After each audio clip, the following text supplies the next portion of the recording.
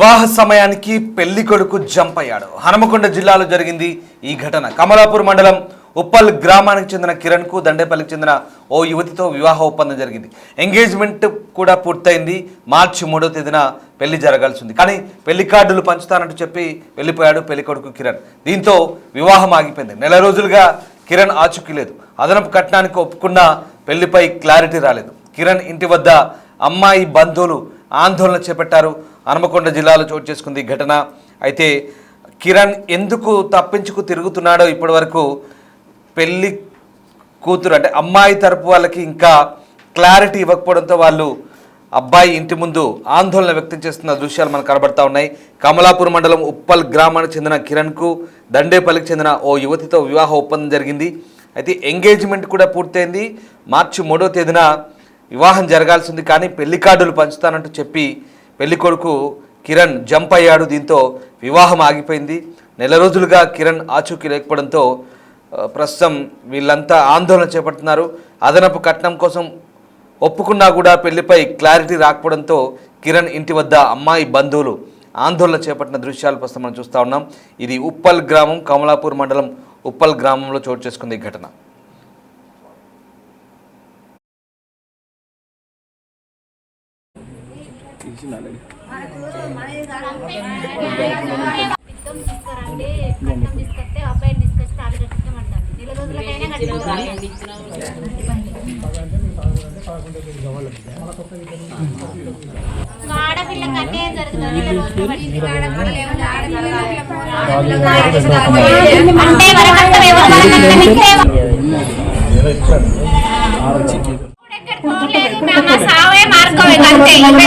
అమ్ముకున్నాం. ఇప్పుడు 26 మంది పెద్ద పెట్టాలన్నా కూడా ఇప్పుడు ఎన్ని ప్రశ్నలు ఎత్తారు, ఎన్ని అంటారు. వచ్చినప్పుడు వాళ్ళే కొత్త తీసుకొచ్చుడు వాళ్ళు మళ్ళీ ఆడపిల్లకే అన్యాయం. మొత్తం కూర్చోబడుకున్నట్టుగా అయిపోతుంది మొత్తం పిల్లని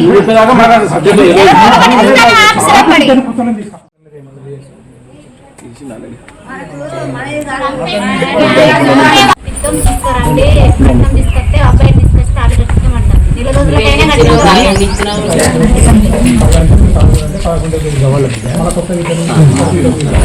ఆడపిల్లకి అన్యాయం జరుగుతుంది. వివాహ సమయానికి కిరణ్ అనే ఆ వ్యక్తి పెళ్లి కొడుకు జంప్ కావడంతో ఒక్కసారిగా ఆ దండేపల్లికి చెందిన అమ్మాయి కుటుంబ సభ్యులు ఉప్పల్లోని పెళ్లి కుమారుడి ఇంటి ముందు ఆందోళనకు దిగారు. సరిగ్గా పెళ్లి సమయానికి ప్లేటు ఫిరాయించి పారిపోయినట్టుగా వాళ్ళంతా ఆరోపిస్తున్నారు. నెల రోజులు అవుతుంది పెళ్లి పత్రికలు పంచుతానని చెప్పి ఇప్పటి వరకు పత్తా లేడంటూ వాళ్ళంతా కూడా ఆరోపిస్తున్నారు. ఒకవేళ అదనపు కట్నం కావాలంటే దానికి కూడా ఓకే చెప్పామని అయినా కూడా పెళ్లిపై క్లారిటీ రాలేదంటున్నారు. ఎంగేజ్మెంట్ పూర్తి చేసుకొని తమనిలా తమ పరువు పోయేలా పెళ్లి కుమారుడు అంటే కాబోయే పెళ్లి కుమారుడు వ్యవహరిస్తున్న తీరుపై వాళ్ళతో పెళ్లికి ఒప్పందానికి కుదిరినటువంటి అమ్మాయి తరపు బంధువులంతా కూడా ఇప్పుడు వారి ఇంటి ముందు ఆందోళనకు దిగిన దృశ్యాలు మనం చూస్తూ ఉన్నాం. హనుమకొండ జిల్లాలో జరిగింది ఈ ఘటన.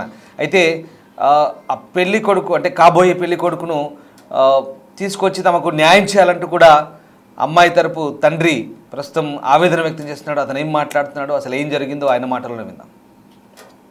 మాది ఎలకతుర్తి మండలం దండేపల్లి గ్రామం అన్న.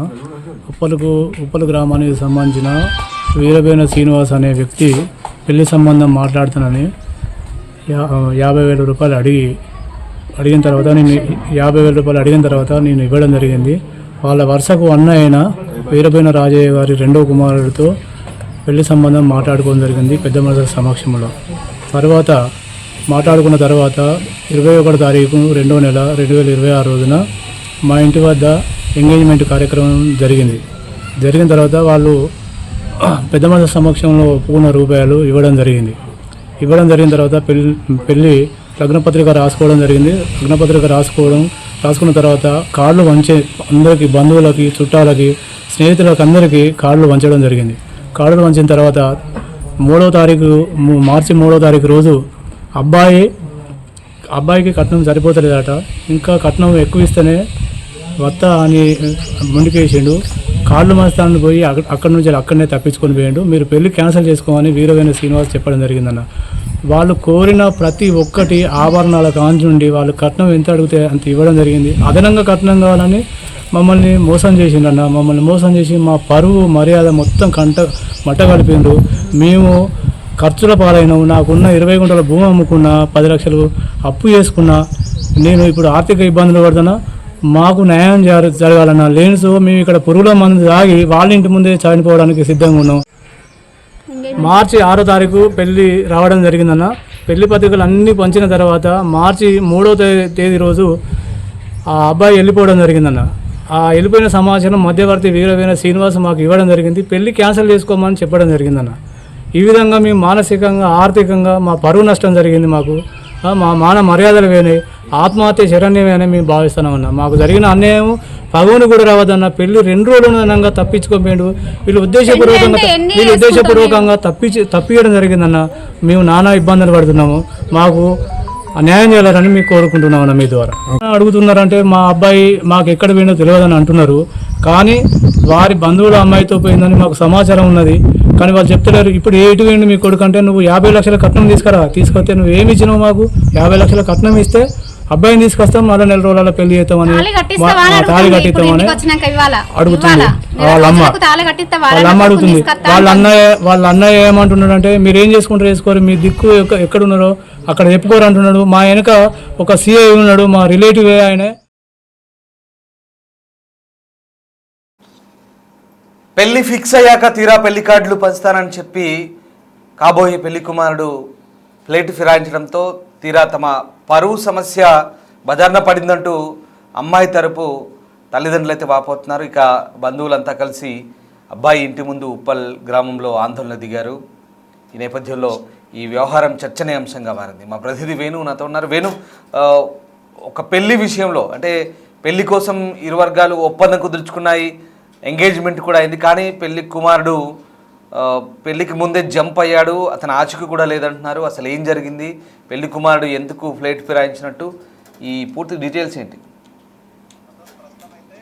పెళ్లి కుమారుడు ఏదైతే కిరణ్ నాడో వాళ్ళ పేరెంట్స్ తోనే పోలీసులు కూడా మాట్లాడి ఆ ఇష్యూను సాల్వ్ చేసే ప్రయత్నం చేస్తా ఉన్నారు. పెళ్లి 2 రోజులు అనగానే పత్రికలు పంచుతామని చెప్పి అక్కడి నుంచి వెళ్ళిపోయాడు. ఆ తర్వాత ఒక పెద్ద మనిషిని వాళ్ళు సంప్రదించడంతో అమ్మాయి తరపు బంధువులకు ఫోన్ చేసి పెళ్లి ఆపుకోవాలంటూ చెప్పారు. దానికి కారణం ఎందుకు పెళ్లి సడన్ గా ఈ అన్ని ఖర్చులు భరించాము, పూర్తిగా ఎంగేజ్మెంట్ కంప్లీట్ అయింది, ఇప్పుడు ఎందుకు పెళ్లి ఆపుకోవాలని చెప్పడంతో మరింత కట్నం కావాలంటూ ఒక ప్రత్యేక డిమాండ్ తీసుకొచ్చారు. సో దీంతో పెళ్లి కుమార్తె పేరెంట్స్ అయితే పూర్తిగా సరైన షాక్ గురయ్యారు. 20 లక్షల కట్నం ఒప్పుకున్నారు, అందులో 10 లక్షల పైగా డబ్బులు చెల్లించారు. ఎంగేజ్మెంట్ అటు పెళ్లి కుమారుడు పెళ్లి కుమార్తె తరపు ఇద్దరు కూడా చెరొక షేరు ఖర్చులు పెట్టుకొని ఎంగేజ్మెంట్ కూడా ఘనంగా జరుపుకున్నారు. తీరా టైంకు పెళ్లి చేసుకోవాల్సిన టైము, పెళ్లి పీటలు ఎక్కాల్సిన టైంలో పూర్తిగా తను జంప్ కావడము, అదనపు కట్నం కావాలని డిమాండ్ చేయడంతో అసలు ఏం జరుగుతుందో అర్థం కాక వీళ్ళు పోలీస్ స్టేషన్ మెట్లెక్కారు. కొత్తగా అటు పెళ్లి కుమారుని బంధువులతో మాట్లాడే ప్రయత్నం చేశారు. ఎక్కడ న్యాయం జరగపోగా వీళ్ళు ఇచ్చిన 10 లక్షలు కూడా తీసుకొని జంప్ అయ్యి ఇప్పటి వరకు అందులో రూపాయి కూడా తిరిగి ఇవ్వలేదు. దీంతో ఓ వైపు కుమార్తె పెళ్లి ఆగిపోయి పరువు పోయింది, డబ్బులు పోయాయి. వాళ్లకు కట్నం కోసం పూర్తిగా అటు కొన్ని గొర్రెలను ఈత సామాగ్రి కూడా ఇచ్చారు. అవన్నీ వాళ్ళే ఉంచుకొని ఇప్పుడు తీవ్ర ఇబ్బందులకు గురి చేస్తూ తప్పించుకు తిరుగుతున్నారంటూ ఈ రోజున ఉప్పల్కి వచ్చారు. పెళ్లి కుమారు ఇంటి ముందు బయటాంచి నిరసన తెలుపుతూ పోలీసులకు సమాచారం ఇచ్చారు. అయితే ఇందులో పెళ్లి కుమారుని తరపు నుంచి పూర్తి ఒక అమ్మాయిని మోసం చేయడం కాకుండా ఒక ఫ్యామిలీని రోడ్డు మీద కీడ్చిన పరిస్థితి ఉంది. పైగా ఒక పోలీస్ అధికారితో పెళ్లి కూతురు సంబంధించిన బంధువులపై బెదిరింపులు దిగుతున్నట్లు కూడా తెలుస్తోంది. ఇప్పటికీ తన ఆచూకు దొరకట్లేదు. అయితే ఒక ఉద్యోగిని ప్రస్తుతం ఆ పెళ్లి నిశ్చయమైన రమ్యకు ఎటువంటి ఉద్యోగం లేదు, తాను ఆ ఇంట్లోనే ఉంటుంది, చదువు పూర్తి చేసింది. అయితే ఒక సింగరేణికి సంబంధించిన ఎంప్లాయీ కూతురు దొరకడంతో అదనపు కట్నం, అక్కడ కట్నం ఎక్కువ వస్తున్న ఆశతోనే ఈ యొక్క డ్రామా ఆడుతున్నారంటూ కూడా ప్రస్తుతము అక్కడ దండేపల్లి గ్రామంలో చర్చ జరుగుతుంది. దీంతో ఈ రోజున నాడోపేడో తేల్చుకుంటామంటూ ఆ అమ్మాయి తరపు బంధువులంతా కూడా స్టేషన్ మెట్లెక్కిన పరిస్థితి. ఇక ఈ వ్యవహారంపై స్థానిక పెద్దలు ఆ అమ్మాయి వైపు సపోర్ట్ చేసే ప్రయత్నం చేస్తుంటే ఓ అధికారి మాత్రం, పోలీస్ అధికారి మాత్రము అబ్బాయి తరపున వకాల్తా పుచ్చుకొని ఇది సివిల్ మ్యాటర్ లో ఎవరు ఎంటర్ కావద్దంటూ తిరిగి అక్కడ లోకల్ పోలీసులను బెదిరించే ప్రయత్నం చేయడం అనేది కూడా చాలా విడ్డమైనటువంటి పరిస్థితి. సో దీనిపై పోలీసులు ఇరు వర్గాలని రాజీ కుదిర్చి ఆ నష్టం ఎంత కట్నం అయితే ఇప్పటివరకు ఇచ్చారో అది తిరిగి ఇప్పించే ప్రయత్నం చేస్తున్నారు. మొత్తానికి అదనపు కట్నం కోసం ఈ రోజుల్లో కూడా అటు కట్నం అడగడమే తప్పైతే అదనపు కట్నం కోసం ఈ విధంగా డ్రామాలు ఆడటం ఎంతవరకు కరెక్ట్ అంటూ కూడా స్థానికంగా పెళ్లి కుమారుని తీరుపై చర్చ అయితే జరుగుతా ఉంది రామదాస్. రైట్. అంటే ఇప్పుడు ఈ వాళ్ళు ఏం కోరుతున్నారు, పెళ్ళి కుమార్తె తరపు బంధువులు ఏం కోరుతున్నారు అంటే ముఖ్యంగా పేరెంట్స్ కూడా మనతో మాట్లాడారు. సో ఇప్పుడు వాళ్ళకు ఎలాంటి న్యాయం, ఎట్లాగో మరి అతనితో వ్యవహారం చెడిపోయింది కాబట్టి తిరిగి అతన్నే పెళ్లి చేసుకోమని కోరుతున్నారా, లేదా వాళ్ళకి ఇవ్వాల్సిన డబ్బులు తిరిగి ఇచ్చేయమంటున్నారా? వాళ్ళ అమ్మాయి గురించి వాళ్ళకి ఎలాంటి క్లారిటీ ఉంది? అంటే దాదాపు మార్చి 3వ తేదీన అతను జంప్ అయితే 4వ తేదీ సాయంత్రం విషయం చెప్పారు. 6వ తేదీన జరగాల్సిన పెళ్లి వాయిదా పడ్డ తర్వాత అసలు తిరిగి ఇద్దరి మధ్య మనస్పర్ధలు రావచ్చు, కలిపే ప్రయత్నం చేద్దామని పెళ్లి అమ్మాయి తరపున బంధువులు భావించారు. కానీ ఇదంతా అదనపు కట్నం కోసం డ్రామా ఆడుతున్నారు తెలిసిన తర్వాత ఒకవేళ ఒప్పించి పెళ్లి చేసినా కూడా రేపు భవిష్యత్తులో వరకట్న వేధింపులతో అమ్మాయిని చంపే ప్రయత్నం చేయొచ్చని ప్రస్తుతం అయితే పెళ్లి విషయం అయితే పూర్తిగా రద్దు చేసుకున్నారు. కానీ తాము నష్టపోయారు. దాదాపు ఆర్థికంగా తమకున్న భూమిని అమ్ముకొని 10 లక్షల రూపాయలు అబ్బాయికి తరపులకు ఆ కట్నం కింద ఇచ్చారు. దాంతో పాటు దాదాపు 3 లక్షల పైగా ఖర్చు చేసి ఎంగేజ్మెంట్ చేశారు. సో ఈ నష్టాన్ని భరించాలి కదా. ఇప్పటి వరకు అటు కట్న రూపంలో ఇచ్చిన డబ్బులతో పాటుగా కూడా కొత్త సామాగ్రి అందించారు, బంగారం ఇచ్చారు, దాంతో పాటుగా 3 లక్షల పైగా ఎంగేజ్మెంట్ ఖర్చులు చేశారు. సో ఇవన్నీ తిరిగి ఇవ్వాలనేది ప్రస్తుతం ప్రధాన డిమాండ్ తో పెళ్లి అమ్మాయి తరపున. ఎందుకంటే మరో పెళ్లి చేయాలంటే తిరిగి ఖర్చులని భరించాల్సిందే. సో దాన్ని మాత్రమే వాళ్ళు తిరిగి అడుగుతుంటే కనీసం వాళ్ళు ఇచ్చిన డబ్బులు ఇవ్వకుండా ఈ ఫ్యామిలీ తప్పించుకుని తిరుగుతుంది. సో దీంతో పోలీసులు వాళ్ళకి సంబంధించిన పెద్ద మనుషులతో మాట్లాడే ప్రయత్నం చేశారు. ఎందుకంటే వాళ్ళు పరువు పోయింది, ఎట్లాగో ఆర్థికంగా మనం నష్టపోయాం కాబట్టి మా డబ్బులు మాకు ఇస్తే వెళ్ళిపోతామంటూ కూడా అమ్మాయి తరపు బంధువులు చెప్తాను. ఇక దీనిపై పోలీసులు ఏం చేస్తారో చూడాలి Ramadas. Right, yes, thank you Venu. So ఇది పరిస్థితి. సమాజంలో ఇంకా ఇలాంటి రుగ్మతలు ఉన్నాయి అంటే ఇది జరుగుతున్న తంతు. దీన్ని ఎవరు రూపుమాపే పరిస్థితి కూడా లేదు. ప్రధానంగా కట్నానికి సంబంధించి పెళ్ళికి ముందే కట్నం కోసం ప్లేట్ ఫిరాయించిన ప్రబుద్ధుడి వ్యవహారం చూడండి. అంటే వేరే చోట గిట్టుబాటు బాగా అయింది, అందుకే ఆల్రెడీ ఒప్పందం కుదుర్చుకున్న అమ్మాయిని సైడ్ చేశాడు. ఎంత తెలివిగా వ్యవహరిస్తున్నా చూడండి. అసలు అంగట్లో సరుకులాగా మారిపోయాడు ఆ వ్యక్తి. అంటే ఈ అమ్మాయి తరపు వాళ్ళు ఎంత ఎక్కువ డబ్బుకు కోట్ చేసి కొంటే అంత ఎక్కువ డబ్బుకు అటువైపు మొగ్గు చూపుతాడన్నట్టుగా అర్థమవుతుంది. అటువైపు వేరే మా ప్రతిదీ చెప్పిన అంశాల ప్రకారం వేరే సంబడి ఎంప్లాయీ కూతురో లేదా ఇంకేదో సంథింగ్ అంటున్నారు. వాళ్ళ వ్యవహారం అంటే వాళ్ళ ప్రస్తావన ఇక్కడ ఎందుకు తీయాల్సి వస్తుందంటే ఇతను చేసినటువంటి తప్పిదం ఇక్కడ వీళ్ళ ఫ్యామిలీకి చాలా ఇబ్బందికరంగా మారుతున్న పరిస్థితి. ఇక్కడ అమ్మాయితో ఒప్పందం కుదుర్చుకొని ఇప్పుడు వాళ్ళతో ఆ భూమి అమ్మిపించి వాళ్ళ దగ్గర డబ్బులు తీసుకొని, సరే ఇష్టం లేదు పెళ్ళి అక్కర్లేదు అనుకోవచ్చు, పెళ్ళి క్యాన్సిల్ చేసుకుంటే వాళ్ళకి తిరిగి ఇవ్వాల్సిన డబ్బు అయితే ఇవ్వాలి కదా, వాళ్ళతో ఖర్చు పెట్టించిన పరిహారం అంతా చెల్లించాలి కదా. అలా ఇవ్వకుండా వాళ్ళతో తప్పించుకొని తిరుగుతూ వాళ్ళ కుటుంబాన్ని ఇవాళ రోడ్డున పాలు చేసి ఇదిగో ఇలా తప్పించుకు తిరుగుతున్నా. ఇలాంటి ప్రబుద్ధుల్ని ఏమనాలి? ఇలాంటి వాళ్ళపై ఎలాంటి చర్యలు తీసుకోవాలి? సమాజంలో ఇంకా ఇలాంటివి చాలా జరుగుతున్నాయి. పల్లెటూళ్ళలో ఇట్లాంటి వ్యక్తులు మళ్ళీ దర్జాగా కాలర్ ఎగరేసుకొని తిరుగుతూ ఎక్కడ గిట్టుబాటు అవుతే అక్కడ కట్నం ఎక్కువ తీసుకుంటూ ఇదిగో ఇలాంటి వాళ్ళు భవిష్యత్తులో ఆడపిల్ల కట్నం మీద ఆడపిల్ల సొమ్ము మీద ఆధారపడి కాపురాలు చేస్తారా, లేదా రేపు పెళ్ళిళ్ళు అయ్యాక కూడా ఎంత క్లారిటీగా ఉంటారనేది మనకు ఇంకా అర్థం కాని పరిస్థితి. ఇట్లాంటి వ్యక్తుల విషయంలో అప్రమత్తంగా ఉండాలి. సొసైటీలో ఆడపిల్లలున్న తల్లిదండ్రులు ఇదిగో ఇలాంటి కొంతమంది ప్రబుద్ధులు ఉంటారు. మరి అటువైపు నుంచి ఏదైనా తప్పుగాని ఒప్పుగాని ఉంటే బయటికి వచ్చి వివరణ ఇవ్వాలి, లేదంటే ఇదిగో ఇలాగే మాట్లాడాల్సి వస్తుంది. ఒకవేళ వీళ్ళ వైపు ఏమైనా తప్పున్నా ఆయనకేమైనా అనిపించినా అది బయటికి చెప్పుకోవాలి, లేదా వాళ్ళకి అందుబాటులో రావాలి, లేదా ఇంకేదైనా రాజీ ప్రయత్నం చేసుకోవాలి. కానీ ఇదిగో ఇలా తప్పించుకొని తిరుగుతున్న ఇలాంటి వ్యక్తులను ఏమనాలి, వీళ్ళపై ఎట్లాంటి చర్యలు తీసుకోవాల్సిన అవసరం ఉంది ఒక్కసారి కామెంట్ చేసే ప్రయత్నం చేయండి. ఆ ఆడపడుచుకు సంబంధించిన అంశంలో ఎలాంటి న్యాయం జరగాల్సిన అవసరం ఉందో మీరే ఒక్కసారి మీ అభిప్రాయం తెలియజేయండి. మాది ఎలకతుర్తి మండలం దండేపల్లి గ్రామం అన్న.